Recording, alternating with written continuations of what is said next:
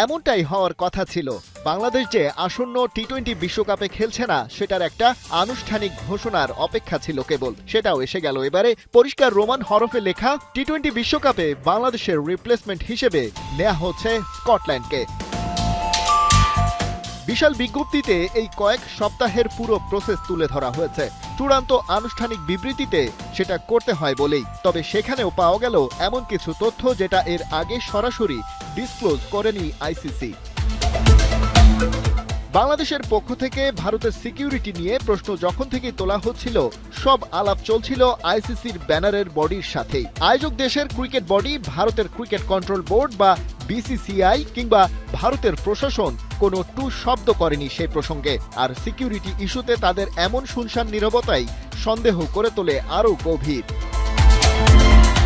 তবে আইসিসি তাদের চূড়ান্ত বিজ্ঞপ্তিতে জানিয়েছে, একটি স্বাধীন অথরিটিকে তারা ভারতের সিকিউরিটির রিস্ক জাজ করতে দিয়েছিল, যারা সেখানে তেমন কোনো থ্রেট খুঁজেই পায়নি। এর পাশাপাশি ওয়ার্ল্ড ক্রিকেটের সর্বোচ্চ কন্ট্রোলার বডিটি বলছে, তারা ভারতের রাজ্য এবং ফেডারেল সরকারের কাছ থেকেও তাদের সিকিউরিটি ডিটেল চেয়েছে এই ইভেন্টকে কেন্দ্র করে। সেখানে কিছু পরিবর্তন এনে প্রোটোকলের গভীরতাও বাড়ানো হয়েছে। এসবের পরেও বাংলাদেশ যেহেতু ভারতে গিয়ে খেলতে রাজি হয়নি, আইসিসির বিজ্ঞপ্তি অনুযায়ী টাইগারদের রিপ্লেস করে তাই স্কটল্যান্ডকে বিশ্বকাপের গ্রুপ সিতে অন্তর্ভুক্ত করা হয়েছে, যেখানে বাকি সদস্যগুলো হলো ইংল্যান্ড, ইতালি, নেপাল এবং ওয়েস্ট ইন্ডিজ।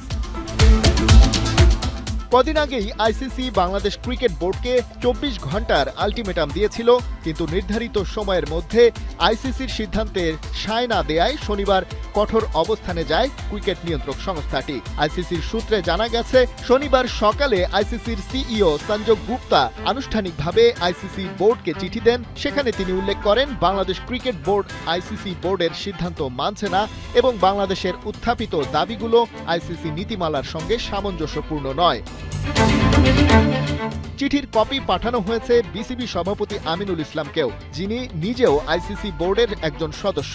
একই সঙ্গে আলাদা এক চিঠিতে ক্রিকেট স্কটল্যান্ডকে 2026 টি-20 বিশ্বকাপে অংশ নেয়ার আনুষ্ঠানিক আমন্ত্রণ জানানো হয়। আইসিসির সিদ্ধান্ত অনুযায়ী স্কটল্যান্ডকে নেওয়া হয়েছে তাদের সাম্প্রতিক পারফরমেন্স ও বর্তমান র্যাঙ্কিংয়ের ভিত্তিতে। বর্তমানে স্কটল্যান্ড রয়েছে 14 নম্বরে।